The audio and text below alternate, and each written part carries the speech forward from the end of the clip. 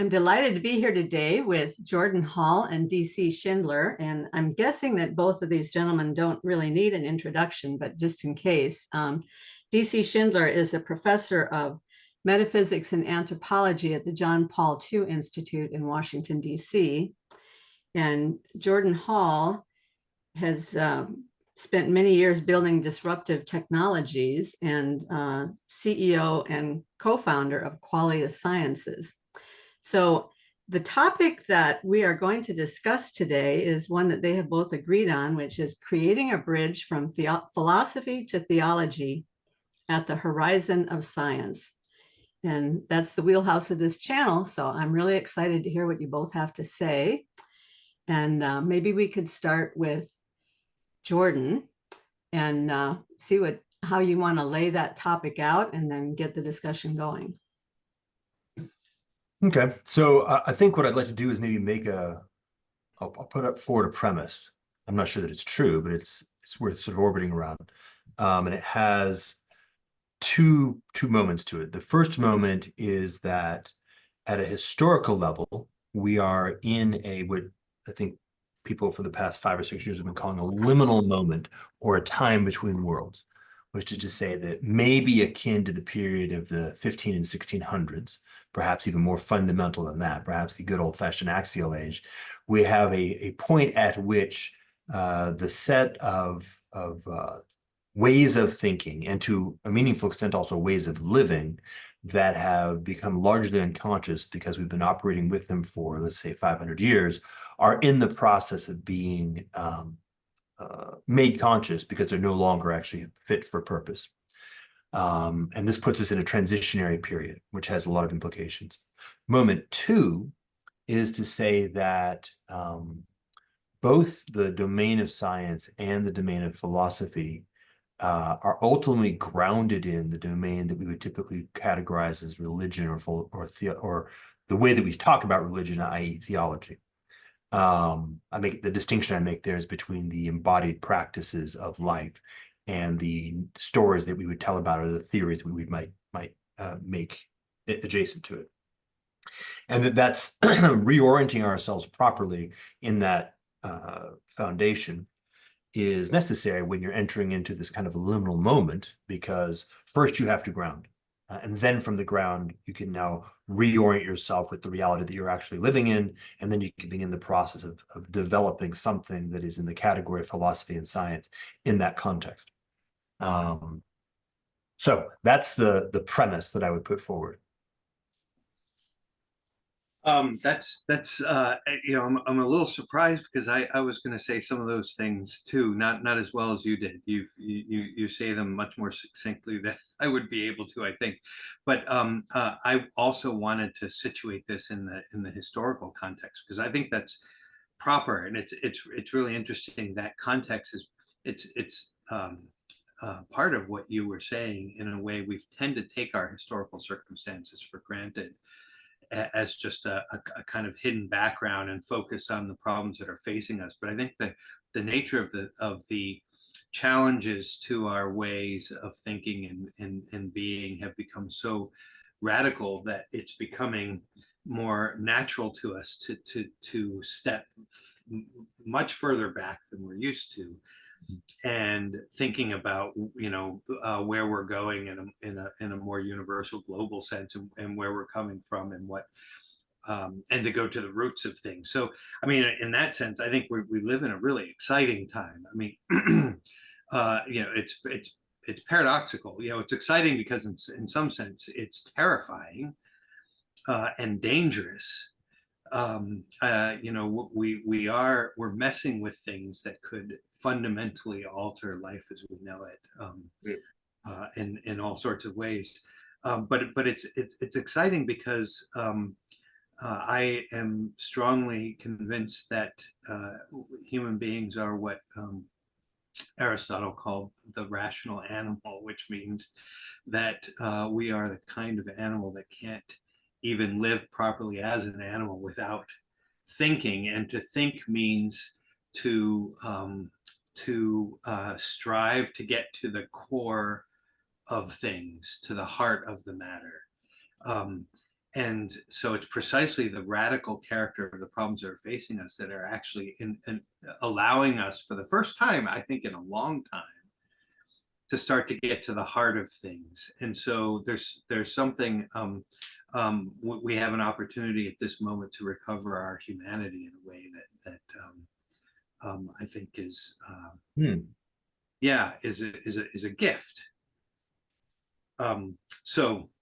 Oh, wow. Holy smokes. Hold on, just real quick. I just saw the Sure, tapestry please. behind you. Oh yeah. Oh yeah. Are you? Yeah. It's a fascinating. That was a Christmas present for my wife a couple of years back. But Tell me a little bit about the story of it, because I think well, I recognize it, but I'd like to well, know more. it's interesting. It's a set of tapestries. It's sort of the culminating set. Let me move out of the way for a second. It's a the tapestries. There's controversy over what they mean, but they seem to display the human senses. The set of tapestries display the human senses, and this one seems to capture at the end. So that it's a mixture of animals and human beings, but this one here it says in French, "À mon seul désir," with respect to my single desire, and that seems to be the human desire that's connected to beauty as the kind of crowning of perception of the world, and where the animal kingdom sort of transitions to the specifically spiritual human realm. So it's a fascinating. There's some other things in there. I'm especially fascinated by the lion and the unicorn, which is a pair that has some interpretations, political interpretations in England, but it seems to me there's something about the nature grace. The lion is the kind of culmination of the natural world, and the unicorn as grace, as something supernatural that I really like here. Man is not only at the intersection. This sounds like a digression, but I think it's actually going to be related to some of the things we talk about here. But man, at the intersection of the animal and spiritual world, but then also, the intersection of nature and grace. I think that's a proper way to think of human existence. Yeah. Okay. I agree with you. I think there's stuff going on that's kind of like building and being able to, how's this work?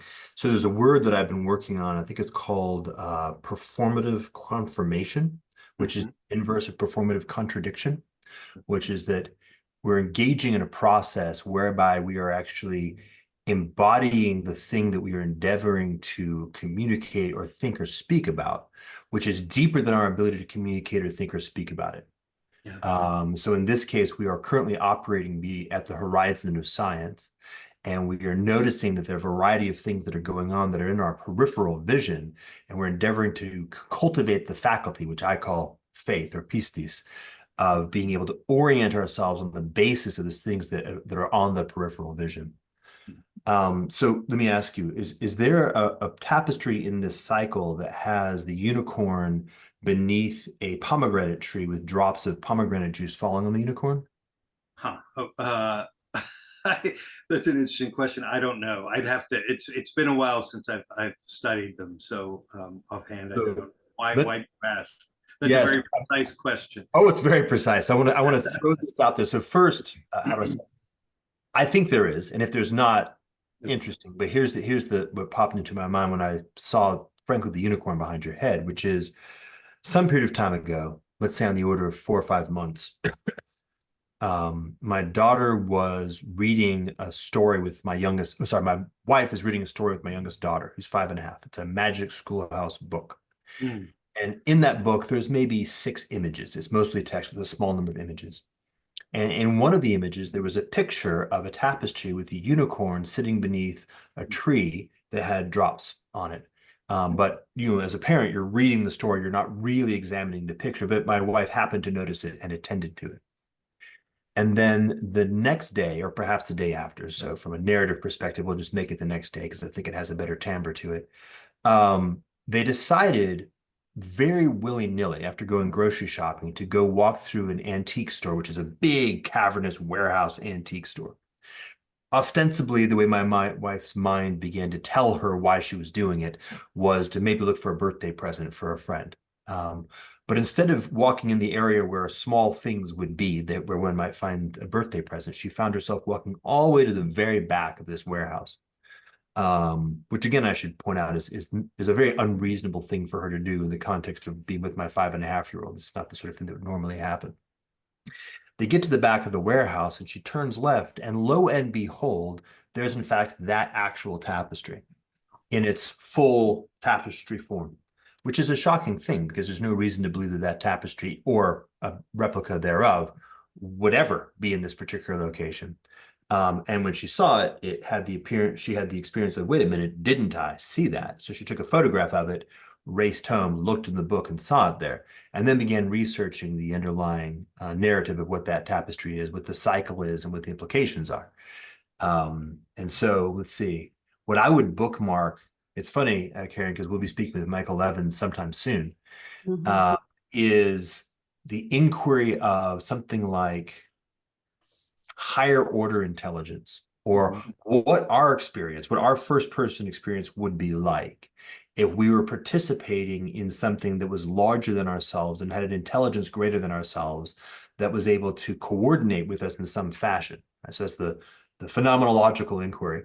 And the hypothesis being that there's something going on in that fashion that is made available in this current historical moment. It may in fact be like a necessary faculty.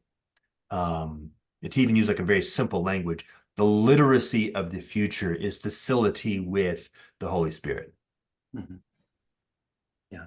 So, I mean, I'd be interested to know, do you tie that in at all to the content of the image in the tapestry? Have you thought about the meaning of that particular?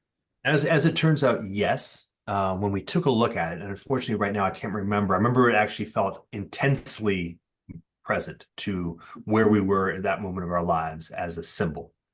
A little bit searingly, like too close to home.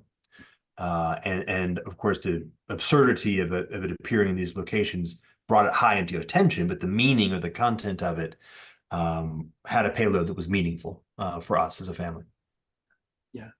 Yeah, no, it's interesting that as you were talking there, I don't know if you've ever seen the movie Magnolia, P.T. Anderson.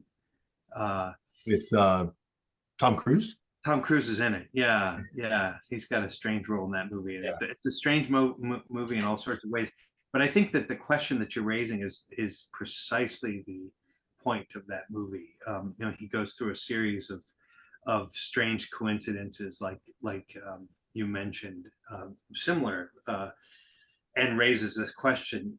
Is there a meaning to this otherwise sort of seeming chaos? Is there a perspective that we can take on the whole that would allow us a deeper insight into what's going on in the present? So it's very similar. If you haven't seen it recently or haven't seen it, I'd recommend it. I wouldn't watch it with your daughter. I don't know how old she is, but in any event, it's really worth contemplating. It's from a technical perspective. I'd like to think through in some detail this faculty of pistis that you're raising, and how exactly you would relate that to reason. What's the relationship between faith and reason precisely? That I think might be worth teasing out a bit further. Okay, nice. So first, I definitely make a distinction between mere symbolic processing, and here I'm using symbolic not in its proper sense, but in the sense of signifiers. So mere signification processing or computation, if you'd like. It's actually easier now that we have computers. And the process of using intelligence to navigate a loop of relationship with the exterior in an ongoing developmental arc. So I would consider the latter to be reason, and the former to be a particular faculty that sometimes is useful in the context of reason. So the notion, for example, of having a subjectivity at all, that subjectivity has a capacity to do something with experience, which enables a transformation in how that subjectivity then expresses itself out into the world. Mhm. It has a developmental capacity in the sense that the subjectivity can in fact change and become more and more capable. And that there's something about that that has a, how do you say, Feedback, pardon? a feedback of sorts, right? There's a feedback characteristic which is intrinsic to being a rational animal. Mhm, mhm. That notion of the evolutionary, oh, that's exactly the point. The evolutionary dynamic that has inured in the physical, in the genetic phenotypic dynamic up until relatively recently, by hypothesis us.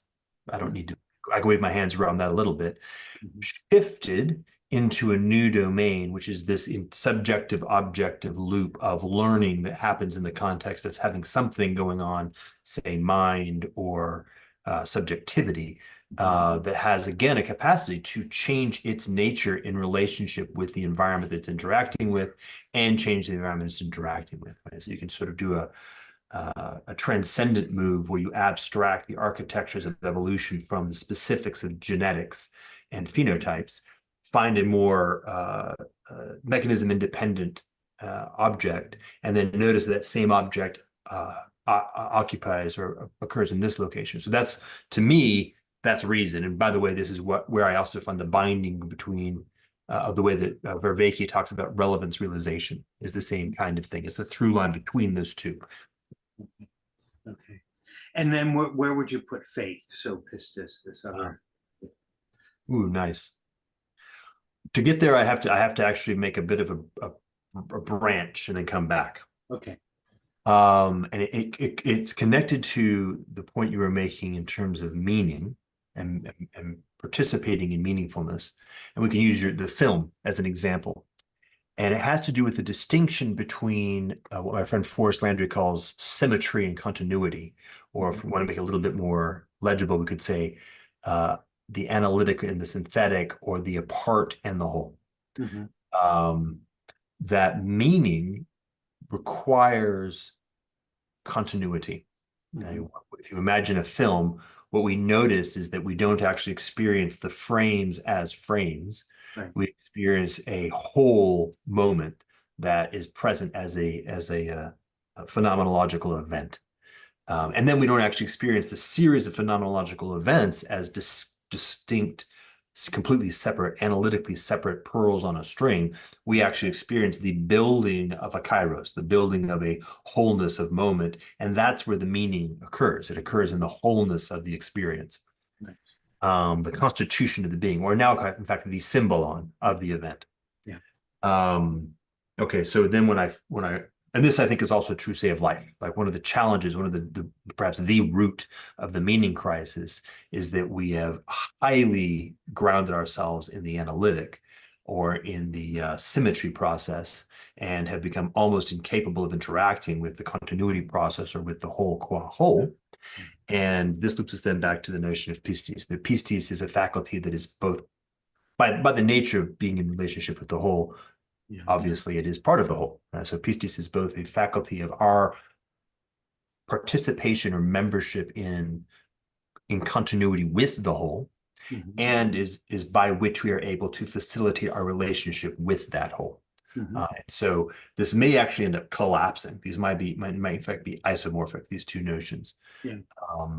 Well, it'd be interesting if I may jump in here. Yeah. Oh. I find helpful and it would be interesting to see how this would map onto what you're saying. Technical concept in Catholic theology, medieval theology, of a theological virtue that would be distinct from a natural virtue. So from this perspective, in this tradition, faith is what's unique about it is it's not in the first place a human faculty. It's thought of as a gift from God. So, and you mentioned the Holy Spirit. I mean, it's very interesting. So this is the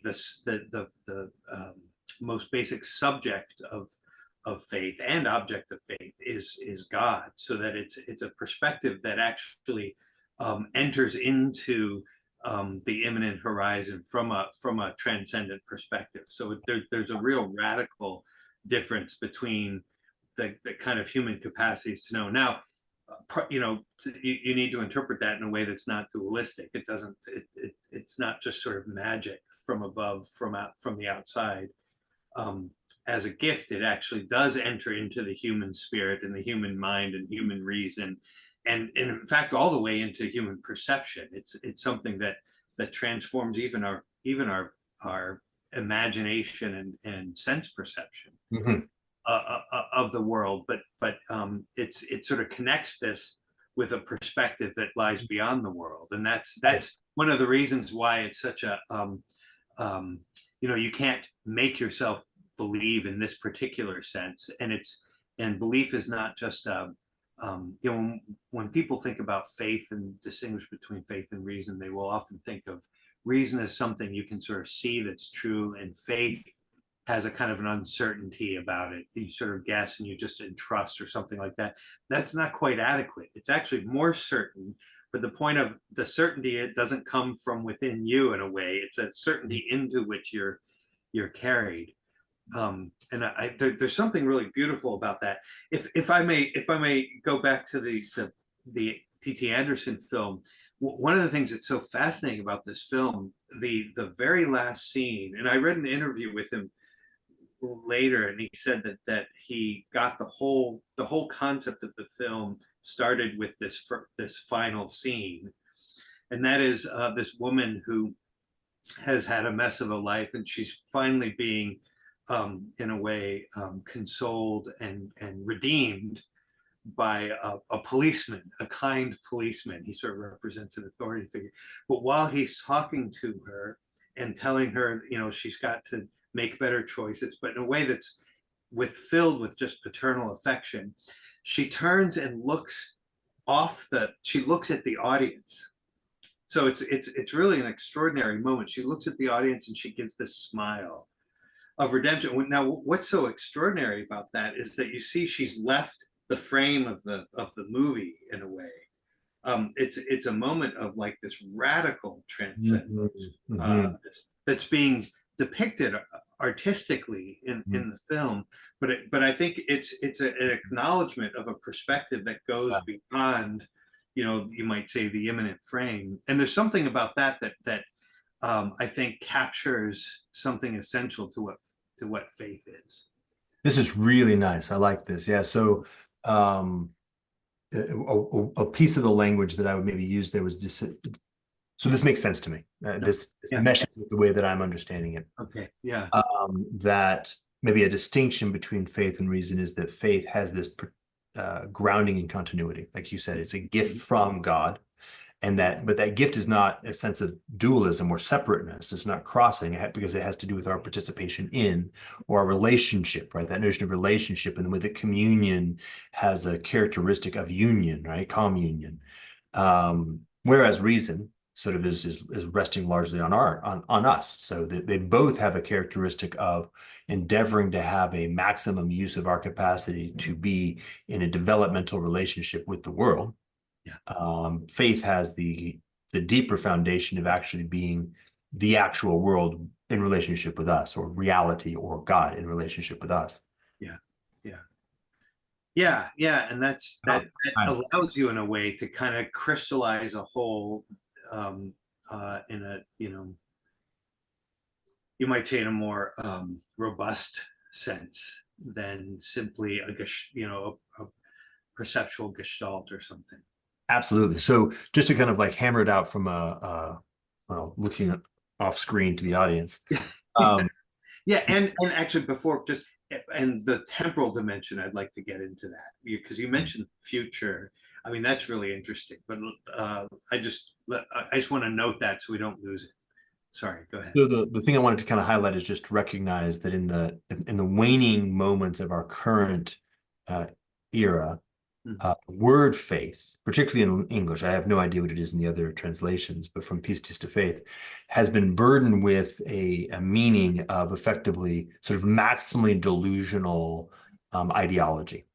And the one key point is to say not only not, but in fact almost exactly the inverse of that, as you said.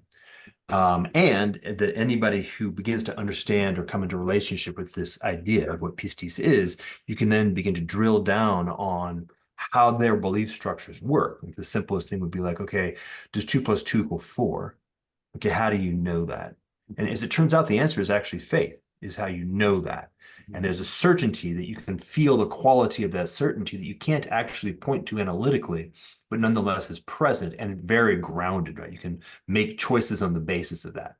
Yeah. And we can even put that there as well, by the way, because there's a beautiful connection between the is-ought problem there, because faith is also the kind of thing upon which you can, in fact, ground choices.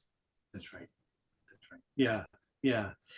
Well, let's connect then this point to your opening statement that I reinforced about our historical moment. In what sense, maybe this would be an interesting thing to think about together. In what sense is the world ripe for the discovery of this dimension that we're talking about? And in what sense also are the kinds of developments that we're seeing in science and technology maybe priming for this, or at least opening up the possibility, and certainly not by any necessary procedure or movement. What would you?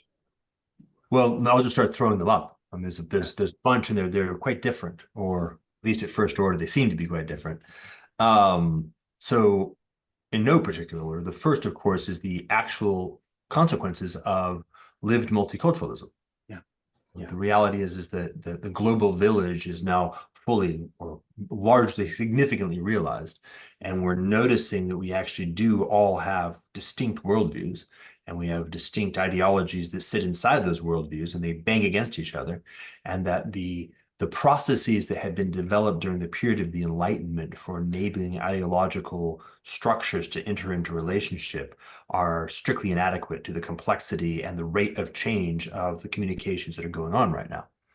Which then says that something of the way I've always described this is rhythm becomes tone. Does that make sense what I'm saying there? Not immediately. So this is a good metaphor. So we just kind of give it so we can, it drops. Just think about the notion of a rhythm, just a beat, do, do, do, do, and then accelerate that rhythm. And what you'll notice is that for some significant period of time, it accelerates quantitatively. It increases in BPM. But phenomenologically, at a certain point, it transitions from being a sound that is a flat beat going faster to have this shift into the qualitative of becoming a tone. You hear it now as a qualitatively novel phenomenon. It has a tone to it, which the previous didn't, and which can now itself render into a whole repeat. You can now have that same tone, let's just go with C, just middle C, can now actually begin to have a rhythm. You're bundling, notice what's happening there, you're bundling what is in fact ultimately can be defined as a quantitative phenomenon, whatever the frequency of C happens to be, musicians, sorry about that, in as the object of a new rhythm. And that new notion of moving from the quantity to the qualitative, this move that goes like this, right? It's no longer proceeding this way, but it actually goes in a new dimension.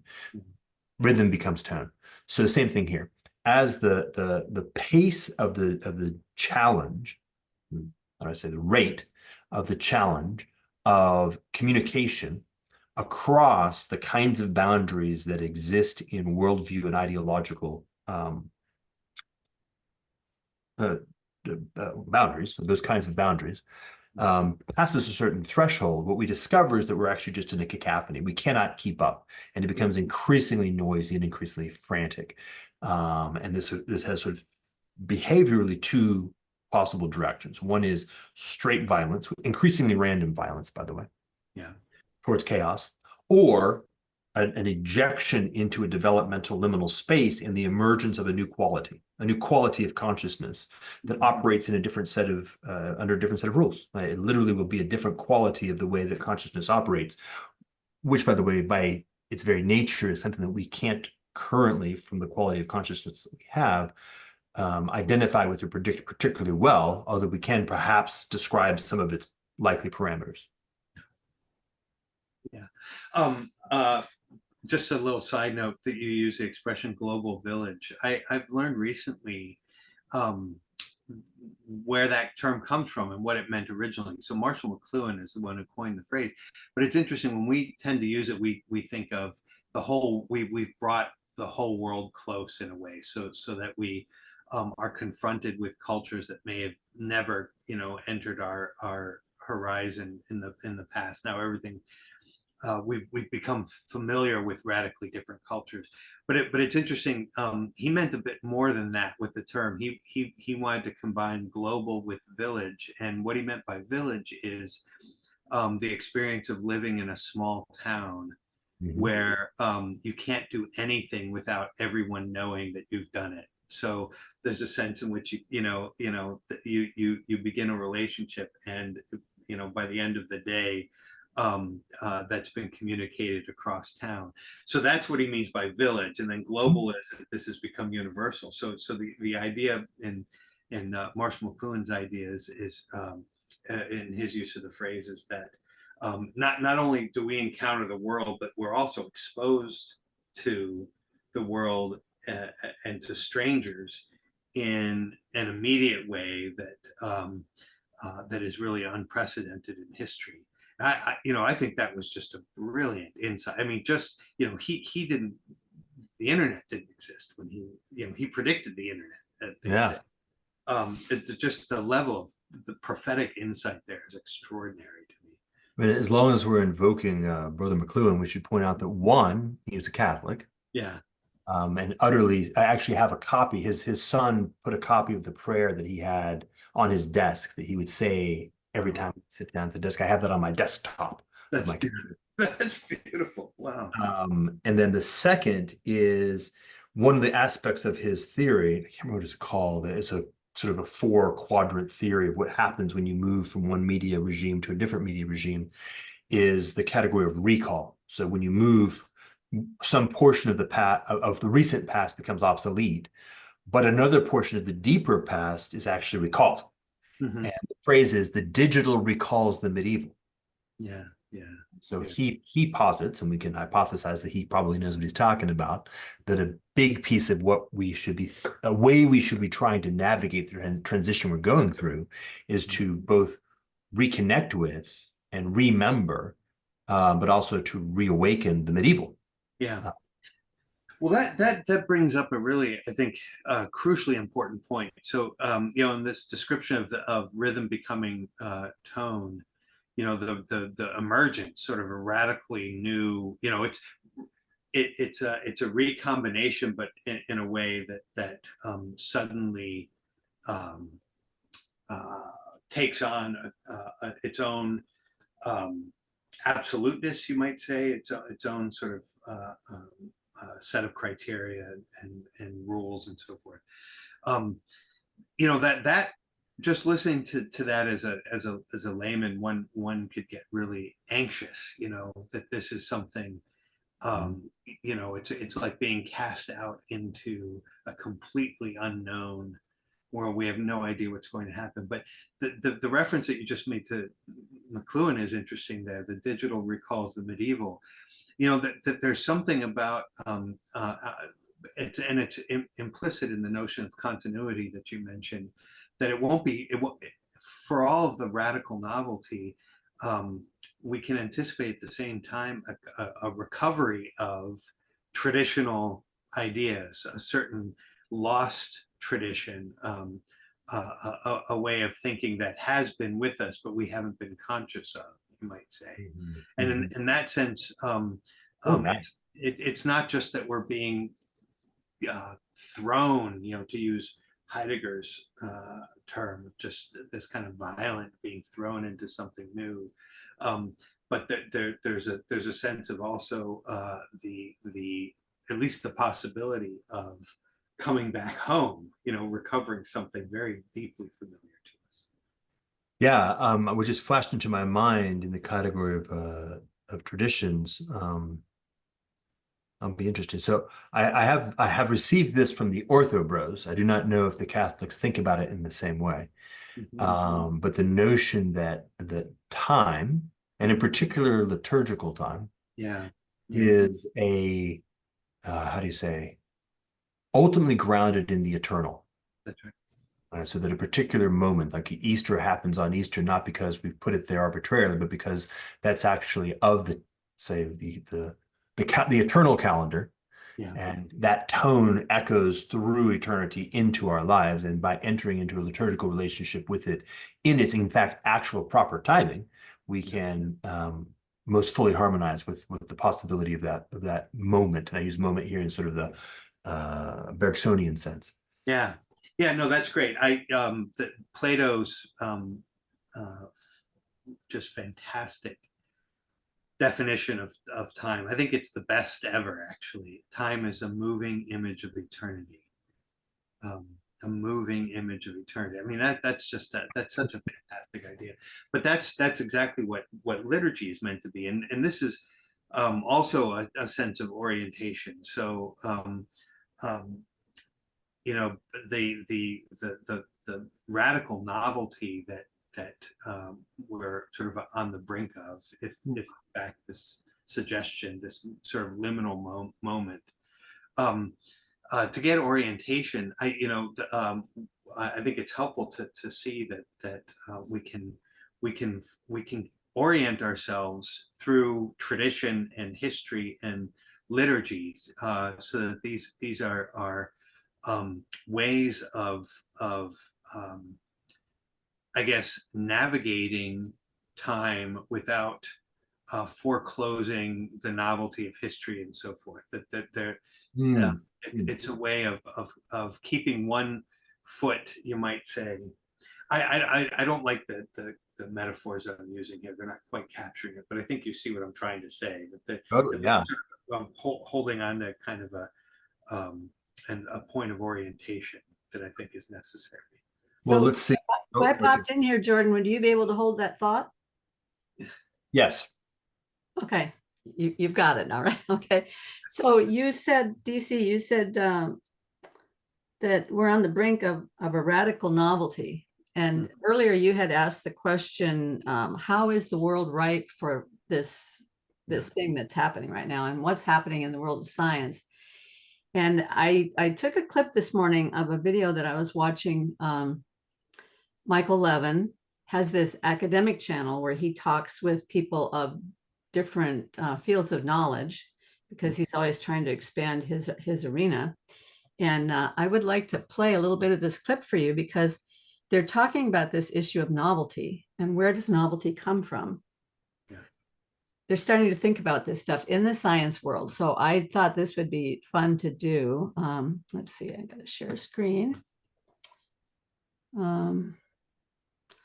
I hope this is the right screen.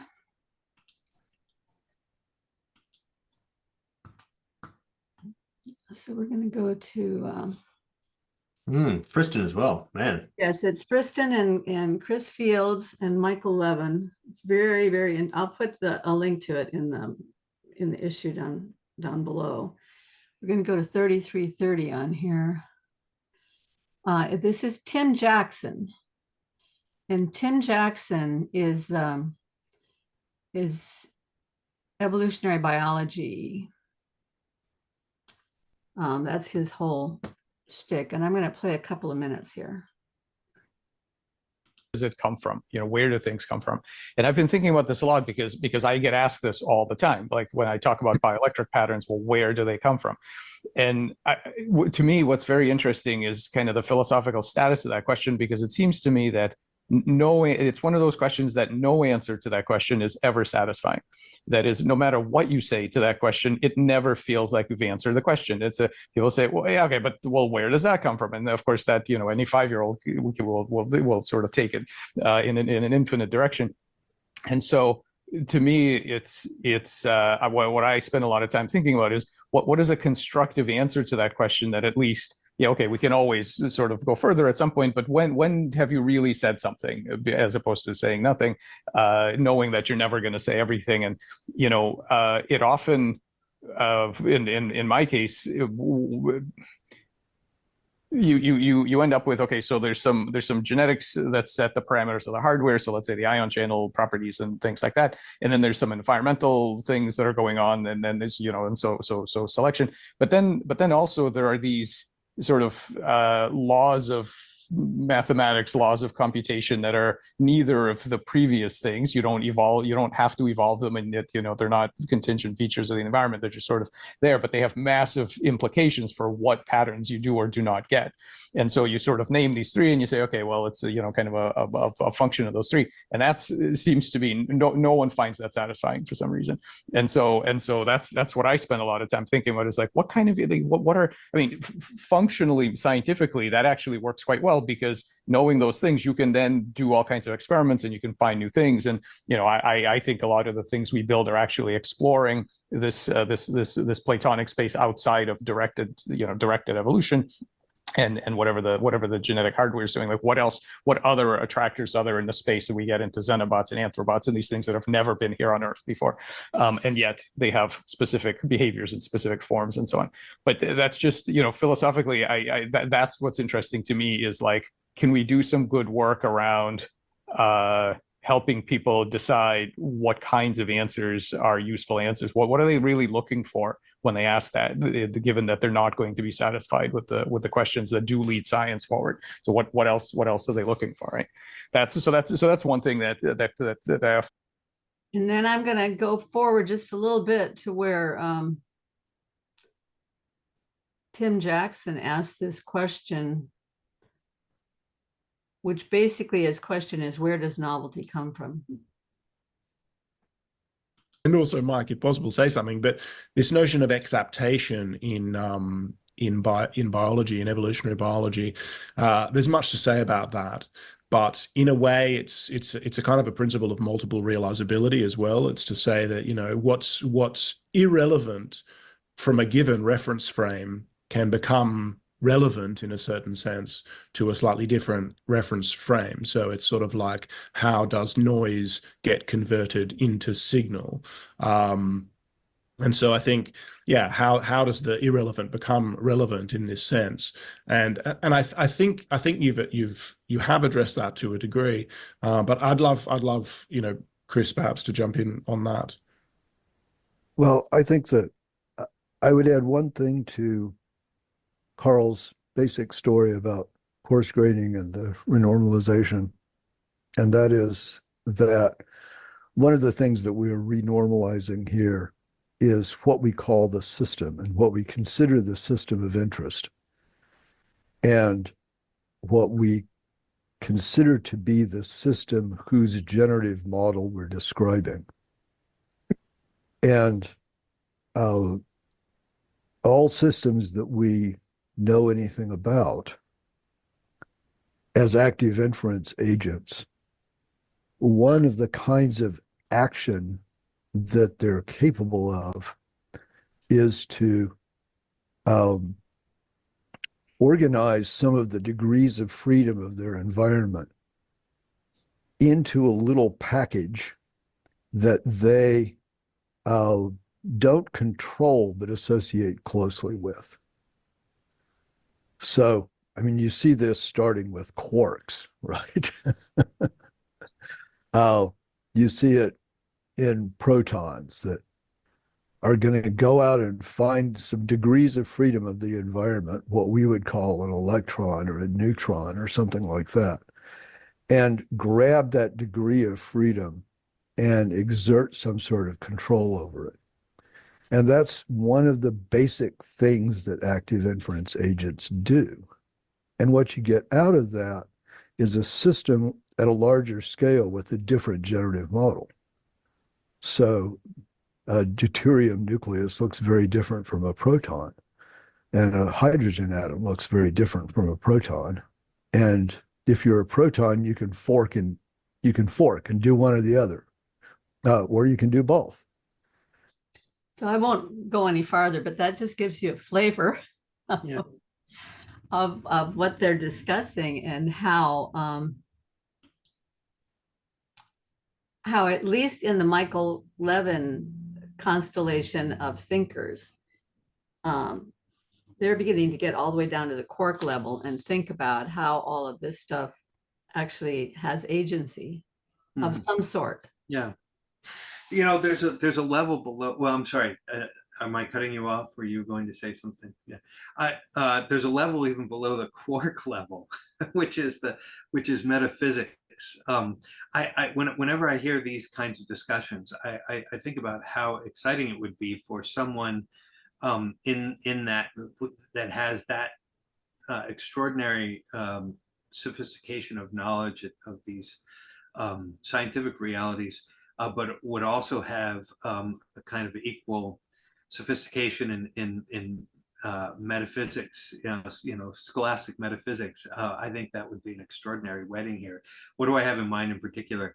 The relationship between, this is a bit later than Aquinas, but sort of in modal thought, possibility and actuality. But in Aquinas's thought, the distinction between essence and existence, which is one of the most basic distinctions in Thomistic metaphysics. But I think it would really cast an interesting light on this. That there's a causal principle. Wolfgang Smith has adopted something of this in his notion of vertical causality. But there's a causal principle that does operate in a vertical sense. It's not simply one of the pieces in a configuration, even understood at levels of complexity with content, various increasingly comprehensive contexts and so forth, but actually transcends all contexts as a causal principle of a radically different order. And that's the principle of esse, the act of being, to be, that makes all actualities actual. And therefore, any possibility insofar as it's real at all is actualized by the act of being. And what's interesting about that is it picks up, I think, on what it might mean to talk about genuine novelty. I mean, one of the implications of Aquinas's principle is that everything, in every moment, to be is already a kind of an achievement, and in every moment there's a novelty. So it's not as if the things around us are no longer new, and we have to look for novelty in a kind of linear sense as some interruption of what is now in the next moment, but that the very existence of things is a kind of an ongoing novelty, because we're referring the reality of things to this act of being, which transcends all of what is to make it to be. Now, this is a very sophisticated thought that you can't really capture in just a few sentences, but just to put it out on the board there, what this allows us to see is that novelty is not strange. I mean, in a way, it's Heidegger says something like this. The extraordinary is the most ordinary thing possible. That the very existence of the world is constantly, in a way, held into being. And that means that if you see that, if you understand, and he didn't obviously articulate any of this with these sort of contemporary questions in mind, but it bears on the contemporary questions. If you see this, you realize that there's a kind of resources for novelty that can be unfolded in all of these really magnificent ways, in the existence of a quark, in the kind of the forking they was talking about of the proton that can be realized in one way or another way. In fact, what realizes it is something that transcends the possibilities. I feel like I'm getting very abstract here. In another context, I'd want to try to lay this out in a little more direct way. But let me just maybe end with a very simple statement that there are metaphysical principles that can be brought into the discussion that I think would be really fruitful in these scientific discussions. and one has the sense that, you know, these things are actually coming about. There seems to be a kind of growing appetite for this level of thought. Yeah, so that's the bridge. First, go as abstract as you want for as far as I'm concerned. That, Yeah. I have no problem with that, and you know, sometimes that's the music you got to play. Yeah. What's his name? Sometimes you're at a oh golly, what's his name? A Moon Unit Zappa. Sometimes you're at a Frank Zappa concert, and if that's where you are, you better just learn how to listen. So as a bridge, let's talk about, all right, so as the it's funny, I'm gonna be leaping back and forth because obviously you've introduced a potent sense of the meaning of the word novelty, which I definitely have not metabolized, but we call it, took a bite of. So, oh, that's pâté de foie gras right there. That's not a cracker. But I'll use sort of the more conventional sense. So as we accelerate through an actual experience of, let's call it first order or banal novelty, shit we haven't figured out how to deal with yet. Let's put it that way, right? Things that our scripts cannot process effectively, and so we have to operate in a way of actually being in relationship with them in a fashion which ultimately overwhelms not just our scripts but increasing our developmental capacity. Right, our actual learning is just white noised. And this can happen in many different ways. Just kind of add a few more pieces to the stack of the question that you asked a while back. One, we of course have the acceleration of technology, so the increasing addition of new actual capacities in the world of things to happen, or ways for them to happen that are outside of the boundaries of what we have in our experience. And then a specific subcase of that, which is of course this category of AI, which strips down a lot of the elements of identity that we had cultivated in the period of the liberal or the Enlightenment arc. And so to the degree to which we've identified human or ourselves as being, the rational animal as being something that AI can do, then we're finding ourselves highly demoralized by the fact that it turns out that AI, in fact, can do it and will rapidly be doing it and much better than us. And so we either find ourselves having an identity of strictly subordinate to something that is mechanical, or searching for a deeper root of identity, which the mentioning of God's gift or the continuity of relationship with the larger whole, I would propose, is of course the answer to that, but I'm getting ahead of myself. So as we find ourselves increasingly struggling with the rate of novelty that we're endeavoring to be in relationship, and by the way, increasingly ineffectively, we find ourselves this has this sort of breaking effect, a shattering effect, and then a movement of really high quality scientists like the gentleman that we just spoke with having to deal with metaphysics. Being forced, in some cases, kicking and screaming because we call it the slander and the what do you call these things?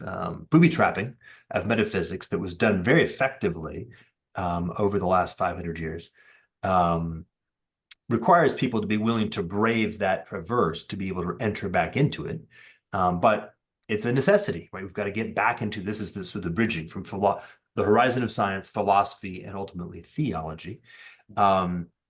You have to exit the science, the place you're in science, because you can't answer the questions you're trying to answer anymore. The domain of inquiry is actually a different domain. So you have to enter into the philosophical. And as it turns out, when you're sitting in the strictly philosophical, you actually have to exit that into the theological, because that's where we are. Yeah. That's beautifully said. Thank you. That was great. I think one of the things that is helpful, and this is one of the ways I like to think of metaphysics as bridging between science and theology, in precisely this sort of sense. It's if you run into a certain problem within science and then say, okay, we can't answer this within science, we then leap to a theological register. This is what often happens. And so you get the God of the gaps, and God gets sort of called in to explain how to connect A and B that we haven't seen yet. And obviously the more intelligent and often more cynical among the scientists just say, well, this is we haven't yet figured out how to connect A and B. There's always something premature in calling God in.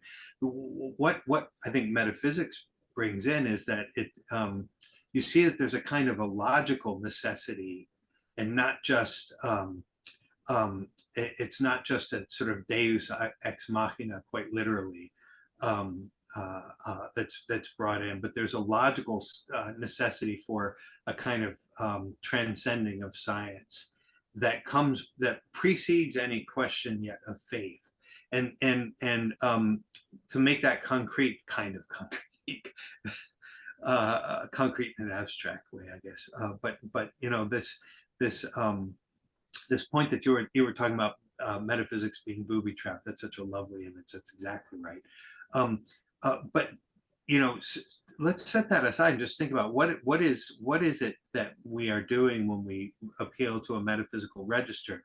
What we're saying is that we have tended to think that we're going to get closer to the ultimate cause of things if we find the tiniest particles. So you know, it's no longer molecules, it's atoms. It's no longer atoms, it's you know, it's electrons and protons. It's quarks, and we're constantly moving down to the smallest particles. And our idea is that if we can get to the most basic principles here, and then rethink the configuration of principles in relation to these, we'll get a kind of ultimate explanation. But the metaphysical move is really something different. It's not just within this order, the most basic principles within this order. It's saying, what is it that accounts for the existence of this order? Is you know, why is there even a quark? So that what do you see? It's a causal principle that's not it's a causal principle of anything in the world, and it's not itself something in the world. Right. Yeah, and you know, Levin did the interesting act of invoking it rapidly when he called it the Platonic world. Yeah. But what we're talking about here is the relationship between the transcendent and the that which governs the possible, right, and the actual. Yeah. And so we can do the symmetry process thing of looking at the parts and noticing that parts are made up of parts and kind of working our way down. But there's also the continuity process thing of saying, well, what in fact is the nature of the— Well, and I want to try to ask, you know, that the very existence that there is a world at all is not, I mean, in a way, it's not, it's the most radically transcendent possible perspective. And it's not just the wholeness of the world, it's that there is a world at all. So you see, it's in a way, it's more radical than even Plato. I think that this does require a certain— Plato was certainly gesturing towards it, but it requires a sense of a creator, ex nihilo, a creator in the most complete sense possible. Right. Well, this also, we can also include that it also, as far as I can tell, requires that we move from a how would you call it, an objective relationship to a personal relationship. Yeah. Right. Yeah, well, so I think that's then a second move. I mean, once one recognizes that there has to be a radically transcendent cause that isn't one of the things caused. So, you know, a principle— Well, can I ask you both a question about this? Because there are people in this corner that haven't accepted the idea of a personal a personal God. Yeah. But that and actually don't even, I think, accept the fact of God as being the transcendent source of all things, but they do talk about the transcendent. Yeah. And I would say even Michael Levin is gesturing towards this when he talks about, you know, Plato's world of ideas and mathematics, and that there's stuff that's stored out there. I mean, he even talks about, I don't know how much of his work you've seen, David, where he talks about form and how as animals are forming from the zygote, that they're exploring a world of, he calls it morphogenesis, to find their way through, because there's not enough information in the DNA to bring about the final form. But do you get inside these people's heads and understand how there can be some idea of the transcendent? What do they think that that has some, if it has no causal force? Yeah. What do they mean by transcendent? I love John Vervaeke. He's a wonderful mind, and he's certainly taught us many wonderful things. But what does he mean when he talks about the transcendent, if that transcendent is not God? Well, what else is there? Well, I actually, I have a lot of sympathy. I do want to make a distinction between a radical cause, first cause. So, and here's where I would make a distinction between metaphysics and theology. A sense of a radically first cause. And, you know, I can't stress those words anymore, that first in the absolute sense, that there has to be, you know, even when we talk about the transcendent or the forms or higher powers, that there is higher powers in the first place, that there are forms is itself has to be a principle that transcends forms.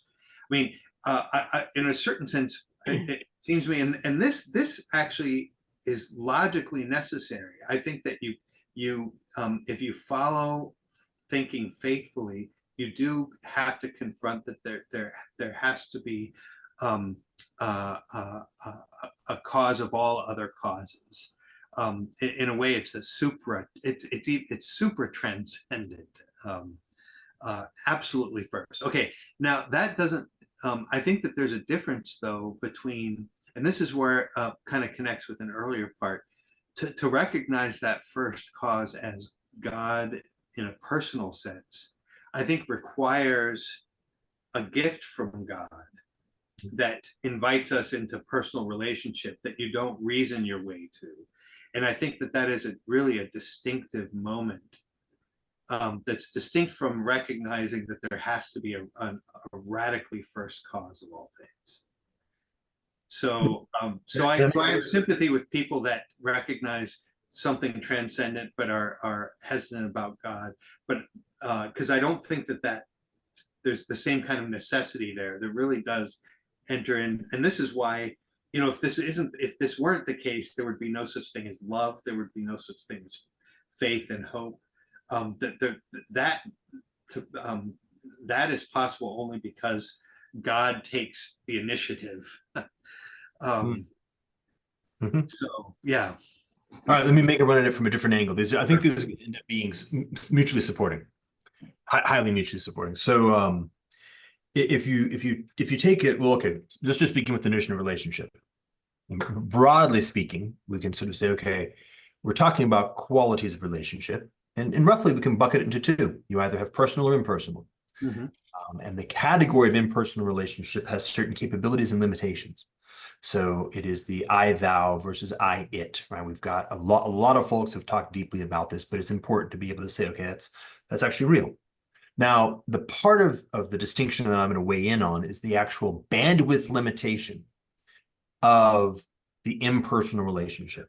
There's just if I have an in-person relationship with my wife, I'm relating to her as an object.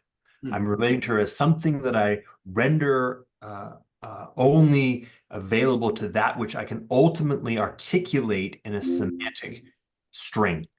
I render her computational. Computational and impersonal are effectively identical. And so I think about this in the category of that which can be rendered analytically. That can be entered in the lower register of the rational. But ultimately, in this case, endeavoring to govern or to control or to manage. That's what the impersonal is about exclusively. I decontextualize a infinite wholeness on the basis of a particular purpose. I select from myself the set of faculties that are specifically associated with that purpose. I bring those two finite elements into a particular impersonal relationship, and I endeavor to move towards the purpose, right? That's all we're talking about. But what I notice is that if I do that to something like my wife or my child, I am radically undermining the actual lived relationship. And in other words, I notice that if I simply open myself up to the wholeness of my wife, all of my impersonal capacities are utterly overwhelmed, utterly transcended. Think of them as they're a finite box. There's a certain limit of their capacity, and there's more going on than they can handle. This is a very simple version of the transcendent, right? If I just have a box and I say, okay, you're going outside of that box, I have transcended that box.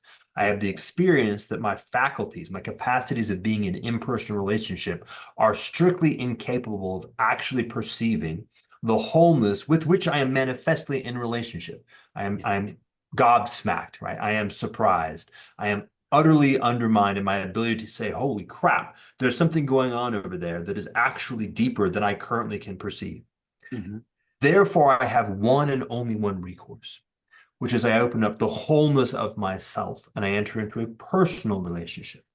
That which in me is in fact equal to that which is in her, i.e. something which is intrinsically infinite in nature, or at least very, very large in nature. I can hold off on the infinite for the moment, has at least some possibility. And it's no longer hamstrung by its overwhelm, but is able to enter into something like a dance, right? The personal. Mm-hmm. Now, as DC has mentioned, we have the same problem when we enter into an actual relationship with the beingness of reality. Mm-hmm. For me, living in Black Mountain is when I look at a particular mountain or a particular tree, and I am utterly overwhelmed, right? Existentially destroyed by the fact that it exists at all. And my limited faculties of in-person relationship endeavor to grasp the reality that being is. And as they endeavor to do so, they are completely destroyed. And I am, in some sense, brought to my knees. I rarely actually physically collapse because I'm aware of the awkwardness of that in public. But nonetheless, at an intellectual level, that's exactly what happens. And then I am popped into this new register. Like my wife, I now must enter, I must surrender to the fact that the only way of being able to have a real and in some sense plausible relationship with this bare fact of the beingness of isness in front of me, that which I am, right? The I amness of being, is to enter into this register of the personal, to enter the register of the wholeness of myself, endeavoring to be in relationship with the wholeness of the reality with which I am encountering. All right, so that's, I think, a simple way of saying it. Yeah. Three things. You perfectly articulated the process of making a painting. It's exactly the same process because you have this idea that you're trying to bring into material reality, and so you have all your tools and your materials and your substrate, and they're all useful. There's a lot of utility to it, very pragmatic process. But in trying to bring that idea into material reality, you have to have a relationship with the idea and in some sense with the source of the idea that is continually being reiterated as you work. And as you look at the result of what you're getting, is it beginning to match up to that idea or not match up to the idea? And when you recognize the magnitude of the distance between the idea in your head and what you're capable of putting on the paper or on the canvas, there's this sense of, if you don't surrender yourself to the idea completely and allow that idea to flow through you and produce things that you never could have produced with your own rational intellect on that piece of paper, then you're not going to see the realization of the beauty that is in the original idea. I think it's just a magnificent explanation of it. And, David, you were talking about the metaphysics that is underneath the quarks. And for a long time, I've had this idea that there is something even under the metaphysics somehow. Or maybe it is part of, I don't understand the concept of metaphysics all that well and how metaphysics differs from theology. Maybe you can explain that later. But for me, learning the principles of art, the principles of design, opened a whole new world to me to understand that the principles of design that have been observed are not man-made. They're just observations of the millennia of what produces beauty, or how do we perceive beauty through what we look at. And those principles have to do with how they all intersect. So how the rhythm and proportion and balance and value and repetition, the way that you do shape and line, all of these things intersect. You could take all of those and you could look at every quark in the universe, and you could identify where that quark lives and what its relationships are with all the other quarks. And you could say there's a perfect balance and proportion and rhythm and sense of repetition, and all of these different principles. You could identify all these quarks in the universe. One of the things Stephen Wolfram's researchers told him is that they go down below the quark level, down to what they call the eames. And he says if every eame does not have a unique user ID, the universe would collapse, which means that there has to be something about the location and participation of every eame with every other eame in the way that they interact. And to me, that's the principles that produce beauty. I haven't learned how to describe that in a way that the way it's in my head. But anyway, that's the base concept. Well, if I could, there's so much that both of you now have put out there. Just a couple comments. One is, notice it's kind of interesting that the I, thou, I, it relation, we tend to think of the I, thou in these sort of terms, enchanted terms that you were both kind of laying out, and then the I, it would be a more kind of instrumental, rationalized relationship. But it's interesting that Jordan used, a tree as an example, or Karen, you were talking about quarks. I mean, those are presumably its, but it's interesting. You notice that they're not mere objects. There's nothing in the world that's a mere object when you think of it in terms of its being, as we've been describing. So that there's something of the I thou that enters into even these relationships. Okay, that's one point. The second one, it's kind of interesting that there's something that is transformative. Not only so, Jordan, you talk about looking at your wife and you're overwhelmed by this reality here that is greater than, and causes you to, in a way, transcend your prior conceptions and the box you may, your consciousness may sort of be in, because you recognize, you come to see that there's something even greater, a mystery on the other side. What's interesting too is that there's a kind of recasting of even your sense of self. So what's amazing is not just that you become aware of the other, but that you actually you experience yourself in a new way as the other of the other. You think of yourself as being addressed by her. And this, I think, bears in some way on the idea that a painter has with a painting.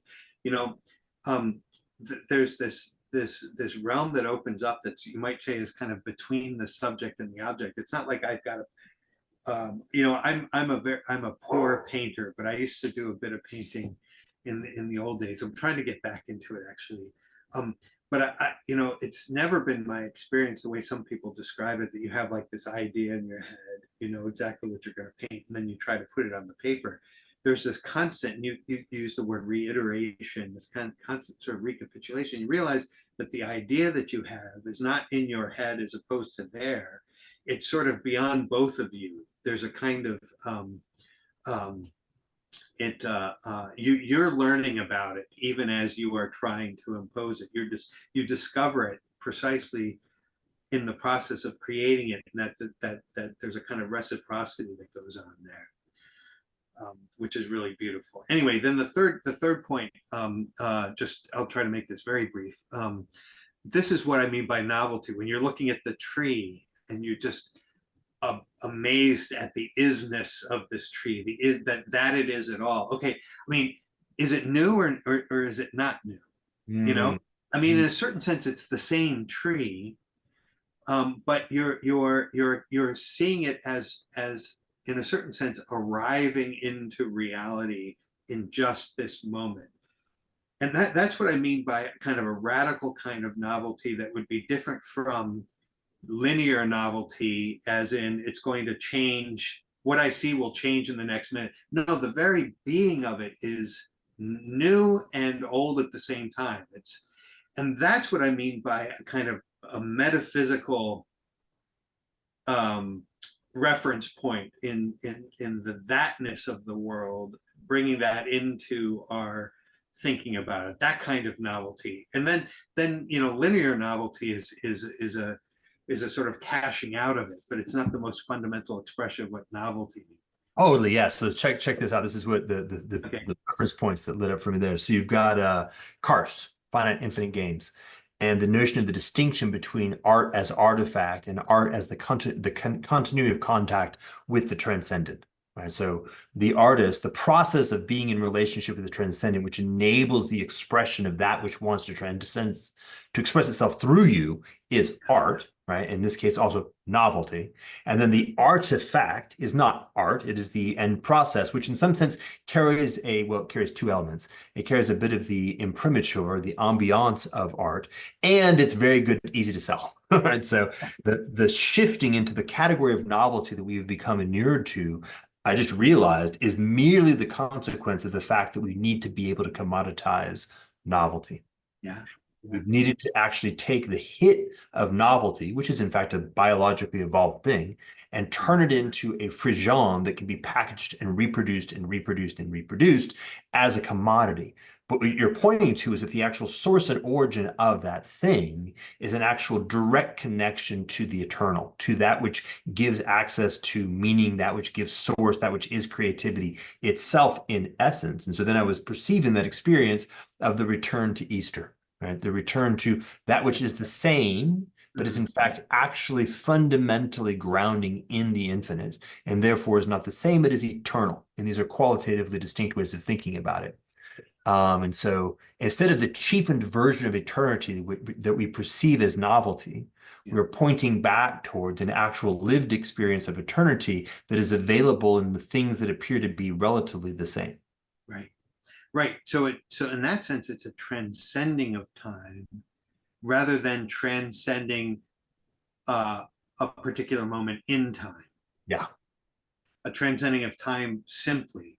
And that's you know, that's why, you know, ever ancient, ever new, this notion of what beauty is in St. Augustine, which I think is connected to real ritual, religious ritual. Easter is such an extraordinary. I mean, because you know, in the whole Triduum of passion, death, and resurrection of Christ, the understanding is that you're actually you're not just remembering it, acting it out, but that event is an eternal event. St. Paul talks about the pleroma, Great word. the fullness of time. It's not just an important moment. It's the fullness of time. And when we celebrate the ritual, we're actually stepping out of, in a way, our time and entering into that time. Kairos as opposed to chronos or something. That I think that's really crucial, and it's, you know, it's paradigmatic in religion, but I think that there's something analogous in art. Schopenhauer has some beautiful reflections on how art is the experience of a beautiful art object also invites us in some analogous sense to step outside of time. So a reunification of art and religion when we orient beauty first in our relationship with the sacred, right? So the disordering of moving truth first, which is also another characteristic of the last half or millennium or such, has the consequence of separating things like art and religion, and by the way, art and science. But once you reorder things properly and you put beauty first, then you notice that the act of art and the act of religion are in fact identical. They're And both. I think I would also say the act of science, Yeah. the actual act of science. The part where the thing that all great scientists have pointed to, which is right, the deepest theory is the most beautiful theory, right? So you come there, and then the work of science is great. It's very important, right? It is actually the artifacting of science into things that can then be distributed more broadly, right? So we're maintaining the continuity of contact. It's plugged in, science plugged into reality, as opposed to science separated from reality and merely increasingly noisily making up its own nonsense. By the way, we should point that out. Well, the paradigm or frame that Dorothy Sayers uses in her book, The Mind of the Maker, you just went from here to here to here. You started at the bottom and you went up. So in her paradigm, it would be the idea, the energy, and the power. And so the idea is then translated through energy into material artifact. And then the power is the power that the artifact now has in the culture, in the environment. Mm-hmm. So she would say that's the Father, the Son, and the Holy Spirit. And so the energy, Christ is the outworking of the Father into the world, and then the Holy Spirit communicates this to the world at large. And so you just identified science in exactly that frame, which is the way I've been thinking about it for quite some time. If science were submitted to the larger truth. Right. But then that brings up the question of really what is truth and how can we communicate what truth is to the world of science? Because scientists tend to think that they have a very different concept of truth than truth as it lives in theology and metaphysics. Well, and let's bring art back in here too. I think that point you made, that's a really helpful one, because we tend to think of art conventionally as just about stuff that's fun to look at, delightful to look at, so, or pretty or edgy or something.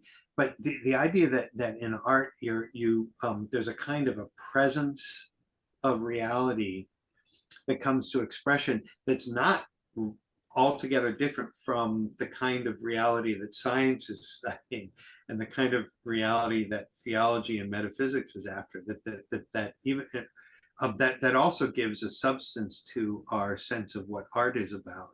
And if we see that connection, I mean, all these then become kind of reciprocally fructifying.